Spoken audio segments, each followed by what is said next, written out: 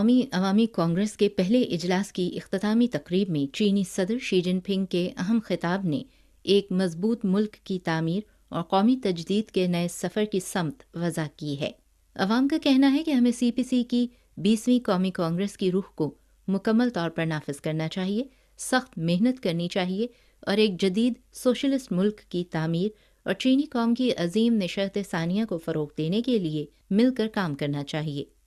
14 مارچ کو اقوام متحدہ میں چائنا میڈیا گروپ کے دفتر کے زیر اہتمام چین کی جدیدیت اور دنیا کے لیے نئے مواقع کے موضوع پر آن لائن خصوصی سیمینار اور خصوصی پروگرام کا باضابطہ آغاز کیا گیا۔